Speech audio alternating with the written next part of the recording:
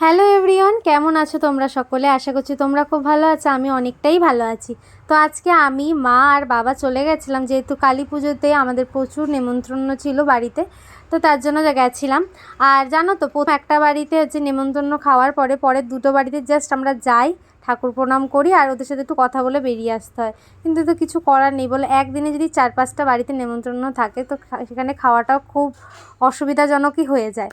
তো যাই হোক, এই দেখো মাকে দেখালাম, মা কালীকে দেখালাম, কত সুন্দর লাগছে না? আর এটা একটা দাদার ছেলে, আর এত হাসছে, তোমরা ভিডিওতে তাকিয়ে শুধু হেসেই যাচ্ছে। তো এই দেখো, ও দেখো কেমন অত গোলু গালু, আর কি সুন্দর। তো তারপরে আমরা খেতে বসে পড়লাম, আর প্রথমে দিয়ে দিয়েছিল জল, তারপরে পাতার পরে আমাদের প্রথমে দিয়েছিল লুচি, ছোলার ডাল। চলো দেখো, ছোলার ডাল দিয়েছিল, তারপরে দিয়েছিল ফ্রায়েড রাইস, আলুর দম, চাটনি আর পায়েস। তো তারপরে খাওয়ার পরে তো আর পেটে একটুও জায়গা ছিল না। আর জানো তো, আমাকে কেউ নিমন্ত্রণ করাটাই ভুল, কারণ কি আমি বেশিরভাগ খাবার নষ্ট করি।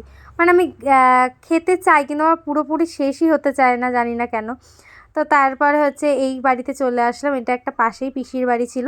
তো এখানে খুব জোর জবরদস্তি বলছে, কিছু না খাস কিছু একটা খেতেই হবে। তো চাটনি, পাঁপড় আর মিষ্টি দিয়েছিল। তারপরে আবার চলে গেছিলাম আর একটা কাকার বাড়ি। আর তার সাথে সাথে দেখা হয়ে গেল দিদি আর জামাইবাবু আসছিলো, যেহেতু দিদি জামাইবাবু রাতের বেলা আসবে বলেছিল। তো এই রাত 11টার সময় এসেছিলো ওরা। তো মা বললো যে যা, আমি করে রেখেছি বিছানা, তুই যা, আর আমাদের যেতে লেট হবে। তাই কথা বলে আমরা যাচ্ছিলাম।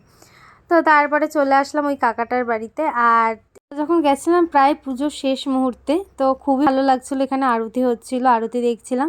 আর আমরা ওখানে পুজোর প্রসাদ খেয়ে তারপরে বাড়ি এসেছি। আর ব্লগটা কেমন লাগলো অবশ্যই কিন্তু কমেন্ট করে জানিও। চলো আজকের মতো টাটা।